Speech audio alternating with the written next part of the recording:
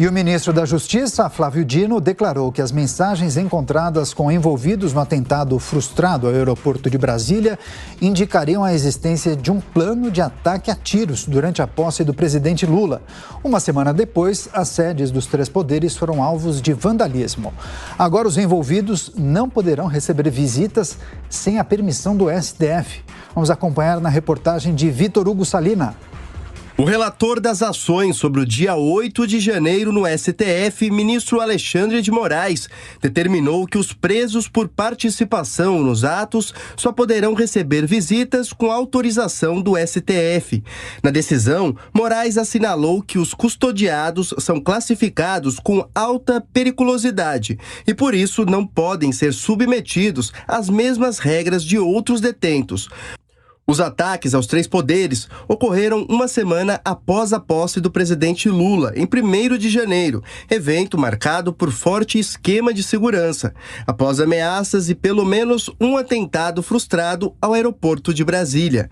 Em entrevista ao jornal O Estado de São Paulo, o ministro da Justiça e Segurança Pública, Flávio Dino, disse que a Polícia Federal encontrou uma troca de mensagens que sugere um plano para matar Lula durante a posse. Segundo Dino, os investigadores descobriram o que seria o planejamento para dar um tiro de fuzil a longa distância em uma troca de mensagens com um dos envolvidos no ataque terrorista ao aeroporto da capital. As conversas não citam Lula. Questionado sobre a falta de menção ao nome do presidente, Dino diz que pelas mensagens daria para entender que havia atos preparatórios para a execução de um tiro que ia ser disparado no dia da posse de Lula.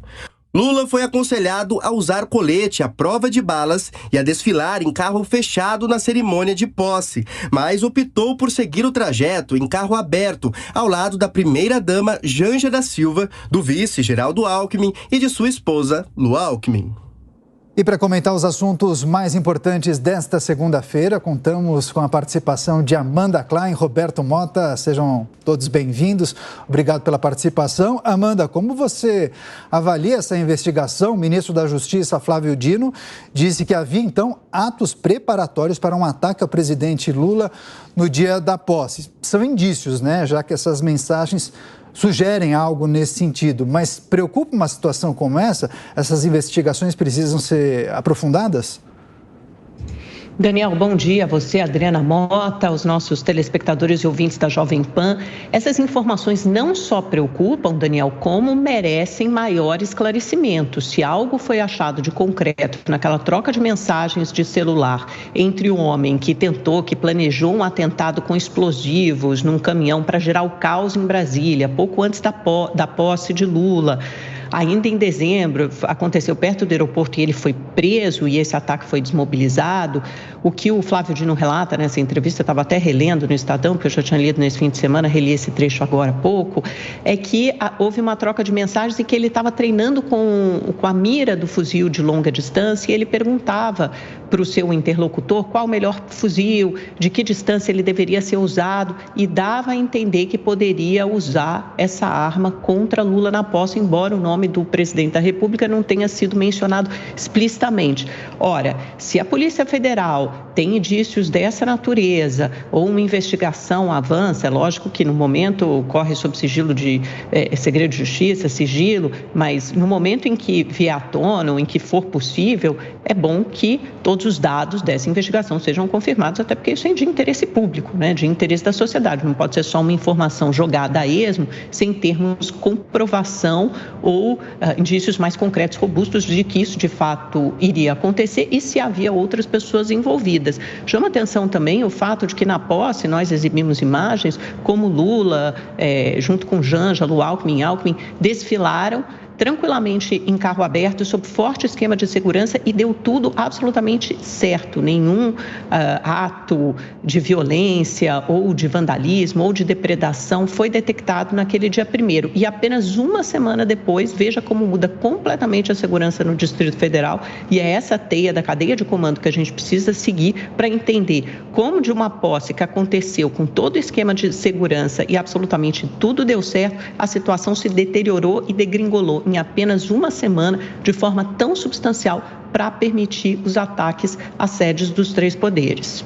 O que é preciso refletir sobre essa grave informação? Roberto Mota, boa segunda-feira. Bom dia, Adriana. Bom dia, Amada. Bom dia, Daniel. Investigação policial não se comenta. A gente espera as conclusões.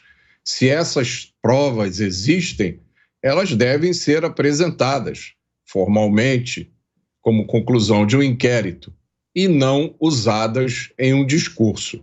Não é a primeira vez que um caso como esse é explorado politicamente. Exatamente a mesma coisa aconteceu nos Estados Unidos. Lá, a invasão ao Capitólio foi também explorada politicamente ao máximo pelo governo Biden. Só que lá não houve nenhuma medida excepcional. Os envolvidos foram investigados segundo determina a lei americana. E aqueles que foram processados foram julgados pelos tribunais comuns, claro, não pela Suprema Corte Americana.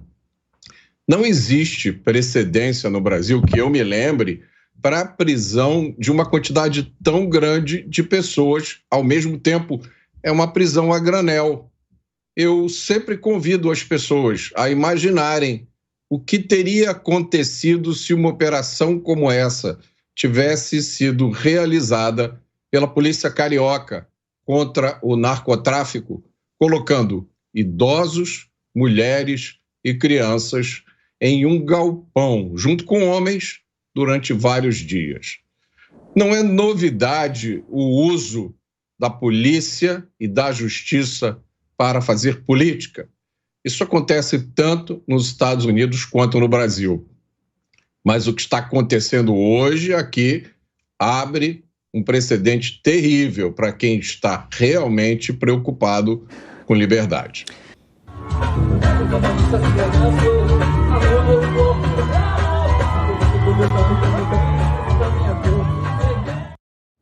Augusto, acho que eu não teria coragem de ficar ali naquele tablado ali. O que você acha? E aí, a Ana também disse que não. Cris, alguém com esse peso aí não teria mesmo.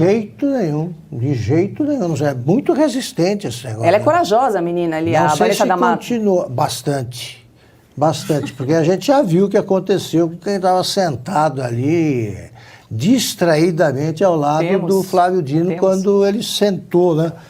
Ele se sentou com um pouco mais de entusiasmo, aí levou uma fileira de cadeira. Foi em 2017, Augusto, quando ele era governador do Maranhão. De lá para cá, acho que ele aumentou a quantidade em arrobas, né, a medida do peso dele. Ele aumentou a quantidade de comida aí que ele, olha... Isso aí dá para alimentar meio Maranhão, que ele come em 5 anos. E ele podia melhorar um pouquinho, não é? Mas eu acho que ele estava tentando ali, Augusto, queimar umas calorias. Queimar calorias, né? Ele vai queimar a fita dele aí, porque ele vai provocar um desastre.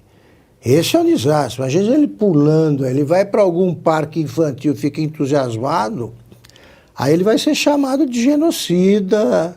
Então ele vai acabar com a etnia ali de crianças. Se ele brincar, ele não tá interessado em índios. Agora imagina dar um cipó para esse cara na selva, quanto tempo ele dura no ar.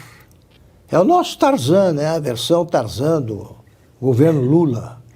Vamos pedir para a produção Cada um relembrar tem o Tarzan que merece. O tombo do Dino lá em 2017, enquanto eu era governador do Maranhão. Vamos lá.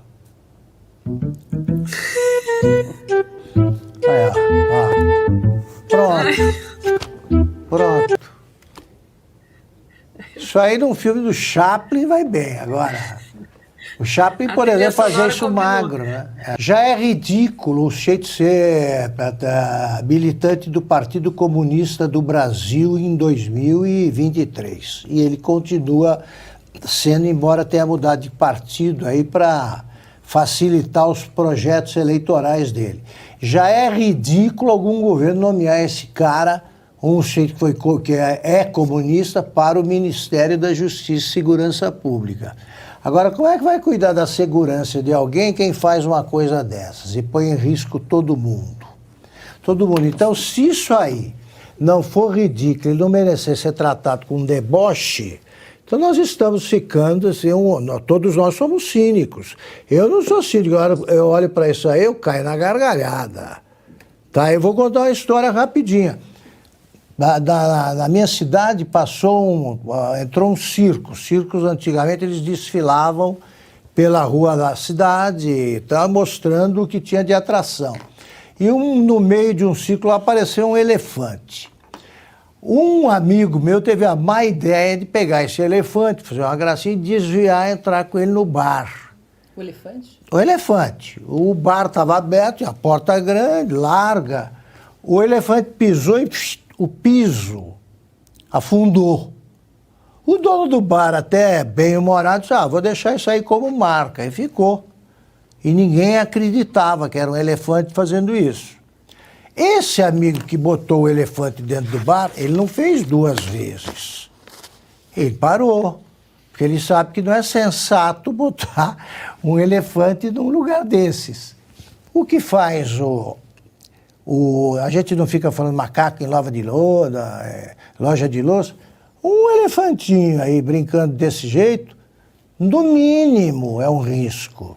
Agora, ridículo é desde o primeiro momento. Desde o primeiro momento, só olhar para a figura e ver, não, é preconceito contra quem tem sobrepeso. Que é isso? O ridículo, eu não sei definir, mas eu sei quando vejo. E vocês não acham? Ou você assiste essa cena seriamente? Ridículo e perigoso. Perigoso.